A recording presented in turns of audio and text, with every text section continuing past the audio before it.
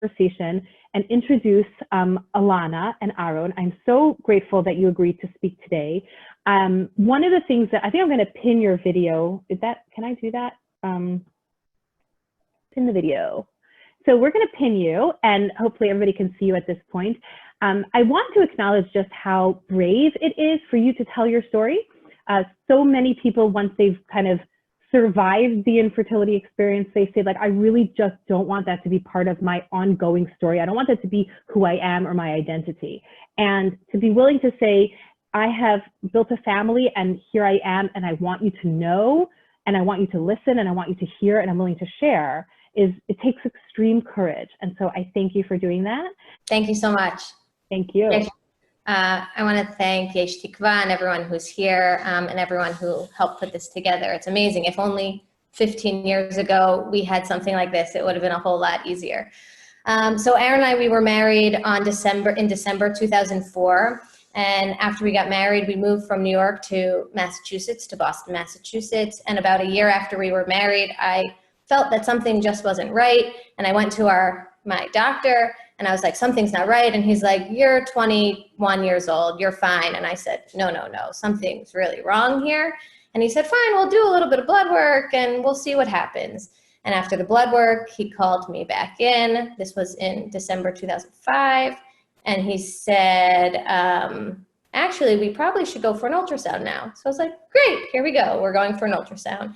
And after that, he called me back in, and he told me that I had something called anovulation and polycystic ovarian syndrome. So I had a diagnosis for my infertility. And with that, he gave me a card of a doctor we were living in Boston, for Brigham and Women's Hospital. His name was Dr. Antonio Gargiulo, this very slick Italian doctor, and said, I already called him, you have an appointment on this day, don't be late. And when we were living in Boston, Aaron was in medical school and I was teaching at a local school. I was a Mora in a 3-year-old classroom. And I didn't understand at the time what it would really take to go see Dr. Gargiulo and hear what there was. I was like, oh, I'll just go. He'll give me a little pill. Everything will be fine. But with this diagnosis came a lot more than just a pill. So we went to see Dr. Gargiulo, and he said, you're so young. Why do you want to have kids? Like, you're fine. You're 22 years old. Like, go live life. Come back to see me in a couple of years. And we tried to explain to him about our community, that already at this point in time, all of our friends have started, either were pregnant, had one kid, someone had another one on the way. And we tried to explain to him about, our community, and that now that I had a diagnosis, we wanted to move forward. And because we were living in Massachusetts, they have certain protocols for it to be covered under insurance, which we then later learned after finding out about Bonei Olam and everything else that exists in New York, that it was amazing for us that because of my diagnosis and because of where we lived, that everything would be covered under insurance. But because of that, we had to go through certain steps that we knew were going to fail, or we were told were going to fail from the very beginning. So we had to start with first medication and go through a whole trial, knowing that every single cycle it wasn't going to work. And then after going through medication, through the next thing called IUI, all these other types of things. And with each medication that we had to take, I had to be monitored with ultrasounds and with blood work. And obviously, I was incredibly embarrassed that I couldn't have a family like everyone else. And we were living in a new town in Massachusetts where none of our family lived, and we didn't tell anyone. And it was really, really lonely. And the only 2 people who actually knew was when I wrote in the chat about work, about missing work for appointments. I was a Mora in a 3-year-old classroom, and school started at 7:45, but lab work, you were called the day before that you had to get lab work. You wouldn't know until like the night before, and you had to go for the ultrasound. And if you got there at 6:45 in the morning, there was a chance that you could be at work on time at 7:45. But if you didn't get there and you got in line, like, you'd be late. So I spoke to the head of school, and I was incredibly grateful, I still am, that I worked for a Jewish organization, a from school in Massachusetts, that said, like, it's old Babichko, so she said, you know, what kapitel of Tehillim are you? And go and be well, and everything should be fine. And so teachers obviously started asking why I was missing work, and the head of school would just say, she has a few appointments, she has to go to, everything's fine. And this lasted for a really long time. I'm not going to talk about all the things that we had to go through, really, because of time. But one story that I would like to say is that I was at the time the youngest patient at Brigham and Women's Infertility Clinic. And I was standing in line for lab work at 6:45 in the morning, and it was winter in New England.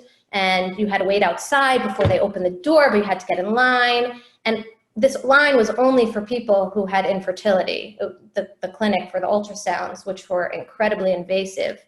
And I'm standing in line with all these other women, and one woman in front of me turns and says, "Are you sure you're in the right line?"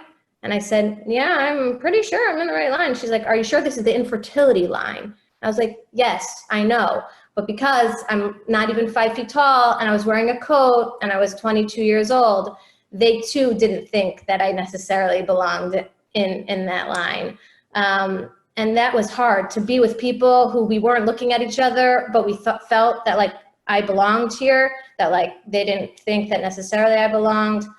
That was pretty hard. And so we had failed cycle after failed cycle after failed cycle, trying to reach the goal of having IVF. And finally, after 2 years of medical trials and just getting to a point where we thought we would be able to maybe get to the finish line, for it to being wiped away. And then I got the magical call that our insurance was going through and that we were accepted for in vitro fertilization, and that I had to start all the medications. And with those medications also came really particular time constraints. So especially for the Jewish community, we had to turn down Shabbos invites Friday night because I had to take an injection. And how do you explain to someone, like, can I bring my Sharps container? Like, are you okay that you have needles in your house? Like, those are things you just don't ask. And so in the community, we felt that our friends started to know, especially when our friends would announce that they were having babies, and I would very quietly, like, be so happy and say mazel tov to them, but then leave the room and disappear maybe for a day or two and not answer any calls. And so we did start to tell a few close friends who that really helped. And that also helped with having IVF. If anyone here knows or doesn't know, IVF, I had never had surgery before, and to have IVF, you are put under for the extraction, for when they take out the eggs for the egg retrieval.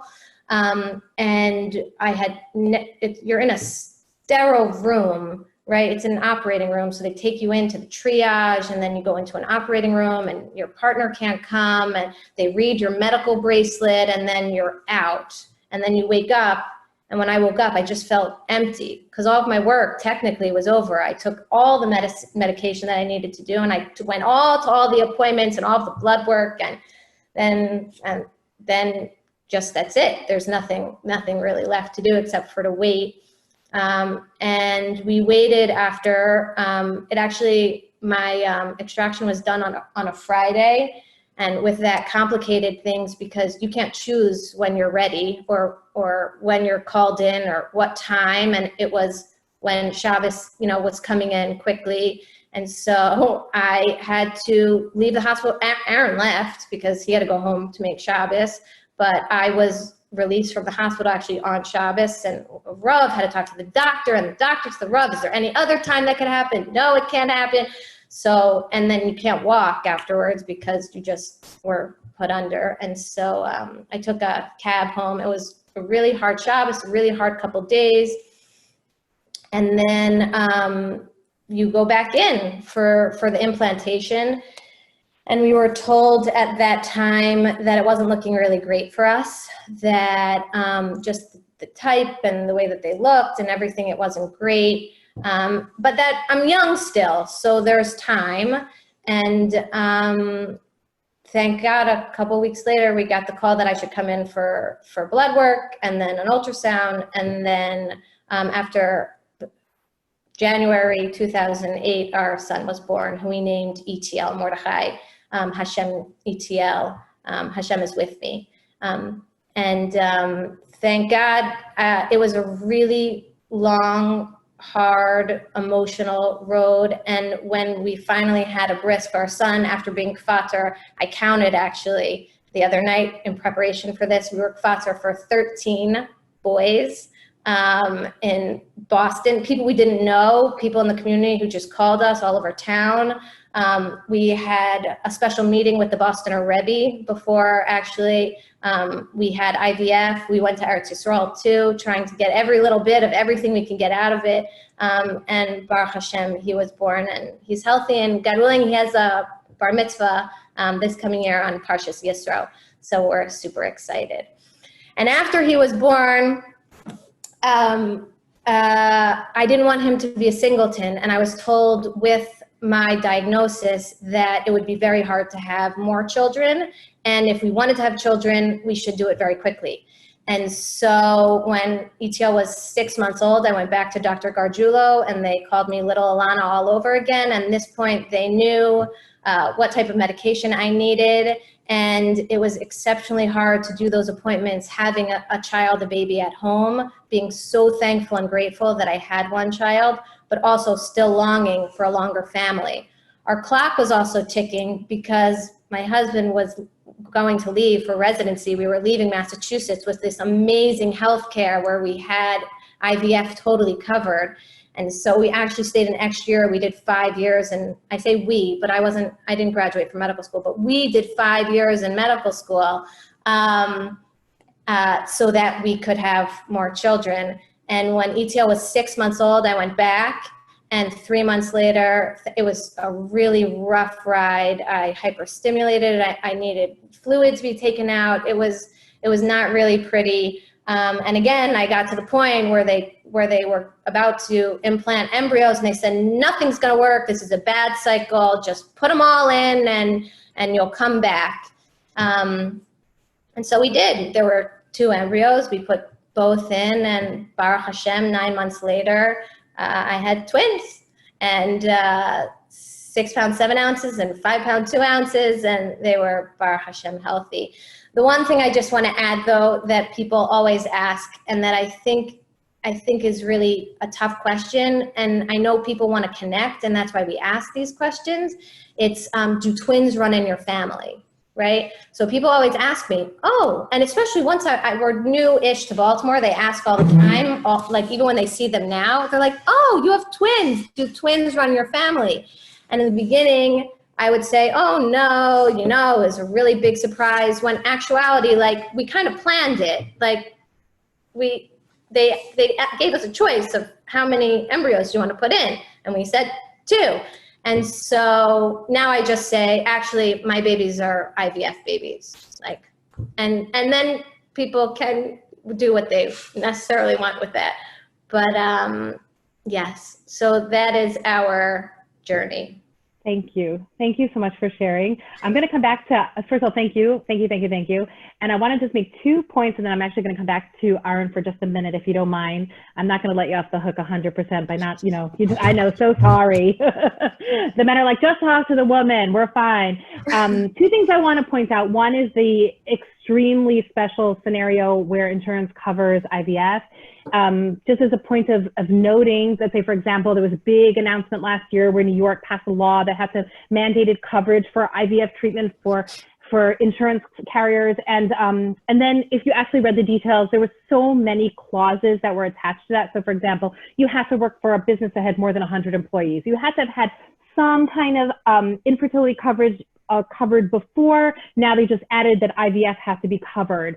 So if you never had infertility coverage, you didn't have to add IVF coverage. Now, is it progress? It's progress, but it's very far from most individual and couples' reality, is that this is something that they are paying thousands, potentially hundreds of thousands of dollars out of pocket. That's number one. Number 2, in light of the reality of today's society, of what we're dealing with in terms of COVID, I want us to note a few points of what has happened over the last several months in the fertility and infertility world. Number one is American Society of Reproductive Medicine made a recommendation to shut all infertility clinics. And so almost all of them across the country shut down during COVID and quarantine. That means I had women that were mid-cycle, that were mid-treatment, that were mid-medication, shut off, done, just suspend for the month.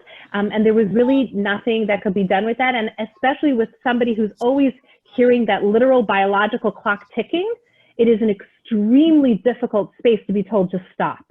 So I want to acknowledge that. And then on the, as clinics have opened up, the restrictions that are in place are so intense in terms of the woman being the only one who's allowed in the clinic.